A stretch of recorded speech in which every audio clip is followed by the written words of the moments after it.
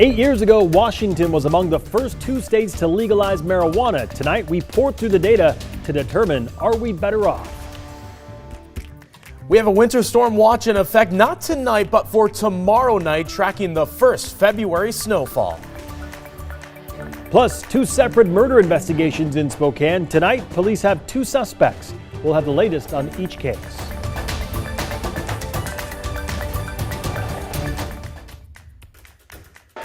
Let me begin by stating that I have a strong feeling that at some point the results will be announced. We start with some breaking news tonight. Results from the Iowa caucus are still delayed as the state Democratic Party does what they call quality control. Good evening and thank you for joining us. I'm Mark Hanrahan. The first contest of the 2020 presidential election off to a shaky start for Democrats. Campaigns and supporters have been waiting for hours now for the Iowa Democratic Party to report results. However, inconsistencies in reporting is causing delay in any results, according to the state party. They say there's no indication of when the results will be released. The Biden campaign is raising concerns about what it calls considerable flaws in the caucus's reporting system tonight. Biden's presidential campaign sent a letter to the leader of the Iowa Democratic Party. He wrote the campaigns, quote, deserve full explanations and relevant information regarding the methods of quality control you are employing and an opportunity to respond before any official results are released, unquote. Going into tonight, CBS polling showed former Vice President Joe Biden and Senator Bernie Sanders are tied as the voters' top choices.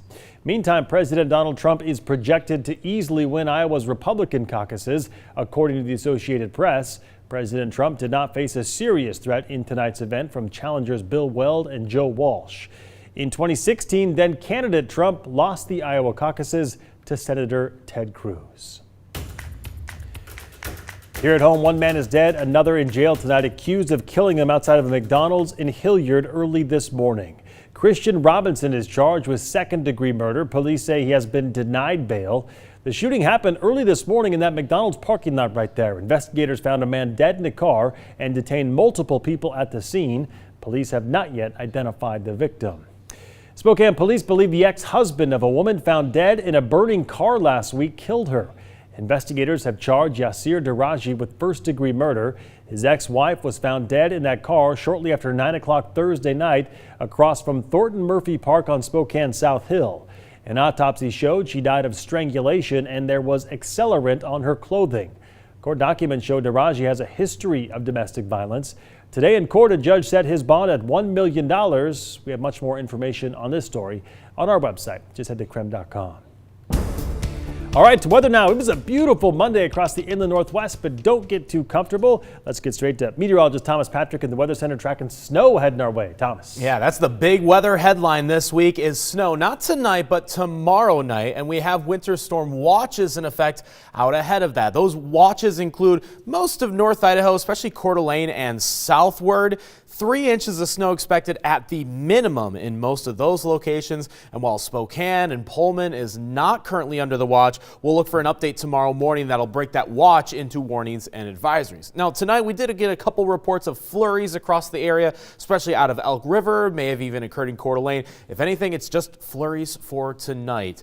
And cold as well. Look at these temperatures down into the teens. Hasn't been this cold in a while, especially with a couple 50-degree days that we just had this past weekend and recently. So a bit of a shock to the system, but of course that snow is going to be the much bigger story about 24 hours from now. So tomorrow morning, not looking bad just on the cold side, but it's Wednesday morning that we'll be keeping track of, and there could possibly be some school delays as a result of that snow. So coming up, exactly how much you can expect in your local area and a look ahead at the wild temperature ride that we'll have for the rest of this week. Sounds good, Thomas. Thank you very much. If you're tired of waiting at an urgent care for treatment, there may be another option to consider. A lot of patients who are homebound, they have a hard time, getting out to their appointments, and so that's where we can come into play and try to treat them from home. Think of it as an urgent care on wheels. A patient calls or submits an online form requesting help. Dispatch then calls that patient to get more details about what they need. That woman says within about 2 hours, someone is on the scene ready to help. The Rover vehicle they use is fully equipped with everything from IV fluids to first-round antibiotics. The service accepts most insurance plans and charges a copay ranging from $5 to $50. Well, it is hard to believe, but it's been 8 years since voters in Washington decided to legalize recreational marijuana. Now it's easy for adults to buy and use with dozens of shops in the Spokane area alone. But what are the long-term impacts? Are we really better off? That's what our political reporter Casey Decker looked into for this story.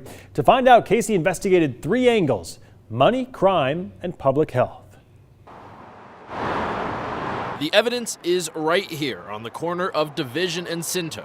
Marijuana is a booming business. It's over a $1.7 billion industry. Just across the street from Lovely Bud's dispensary, you'll find the sprawling Apex Cannabis building. It's one of 3 locations owned by Stacy Peterson and her husband in Eastern Washington. And just from your stores, about how many employees do you have?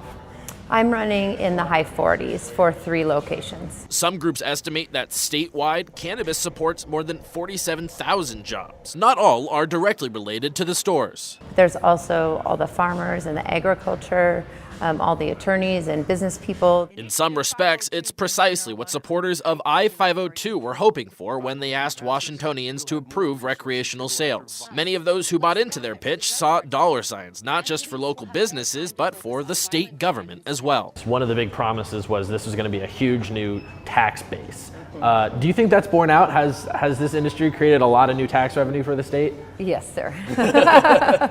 We looked into the data. Since weed was first sold in stores in 2014, the total revenue taken in from taxes on it has skyrocketed, nearing $400 million last year. But just how helpful is that money? We regularly get comments from viewers suggesting it could solve a variety of state financial issues, from school budget deficits to big infrastructure projects. But weed is far from a cure-all, and this graph shows you why. Marijuana taxes are just about 1.5% of all the money the state collects each year. This graph compares 1 year of weed revenue to the total 2-year budgets passed in 2019. Clearly, just a tiny portion.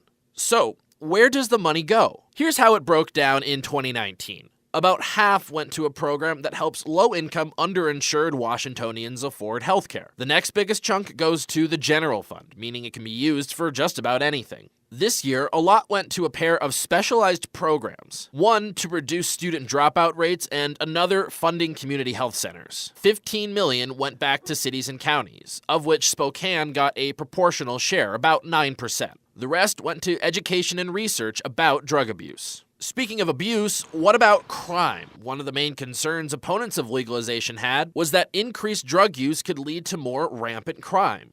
Did it? Well, that's actually hard to determine. Data that specific doesn't really exist. That said, researchers at WSU did their best to isolate it. In what is probably the most detailed study on the topic, they found, quote, virtually no statistically significant long-term effects of recreational marijuana legalization or retail sales on violent or property crime rates. But crime rates aren't the only factor. Proponents of legalization across the country argue it can help reform the justice system as a whole by reducing incarceration rates. Many hoped legalizing weed would help keep people out of jail. But Spokane County Sheriff Ozzie Knezevich says, at least here, it hasn't changed much. To sit and say that misdemeanor marijuana was clogging the jail?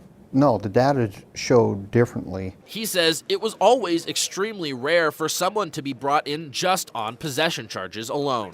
It was always going to be the bigger crime was the reason, and we found the misdemeanor marijuana in your pocket. People who are brought in on straight possession rarely spend more than a day in jail. That's likely why, as this data shows, prison populations in Washington seem basically unaffected by legalization. But Mark Cook with the ACLU says there's more to criminal justice than prison sentences. It's not the case that, legalizing marijuana is going to end the mass incarceration problem, but it did take away part of sort of the pipeline into the criminal justice system. So by not arresting as many people and giving them criminal records, it certainly contributed to pushing back against mass incarceration. Even just getting that charge on your record can have lasting impacts. It makes it much more difficult to get an education, to get stable housing, to get stable jobs. And historically, marijuana charges disproportionately affected people of color. Cook says legalization has been a step towards making policing more equitable. There's been large reductions in car searches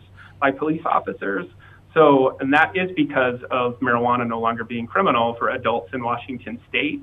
So I think there have been real impacts on law enforcement. Another promise made by legalization advocates that it would free up law enforcement to basically focus on real crime. That promise has not sat well with Sheriff Knezevich. It was a lie told to the citizens so they could get marijuana passed.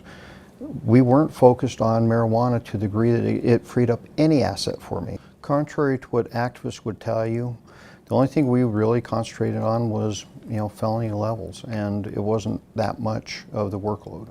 He says from a policing standpoint, only one thing has changed. DUI is off the chart when it comes to marijuana now. And that brings us to our final metric. How has legalization impacted public health? Well, the data appears to support the sheriff here. Take a look at these numbers from a study on fatal DUI crashes in Washington. You can see after legalization, THC-related incidents have gone up. Alcohol-related incidents have actually gone down. But the biggie, crashes where drivers have tested positive for multiple substances have shot up. Now, it's worth noting, THC, the stuff in weed that gets you high, it's detected through blood tests and stays in your system for weeks. So, may not be the actual cause of all these crashes. But the data certainly suggests driving while high might just be the most harmful side effect of legal weed.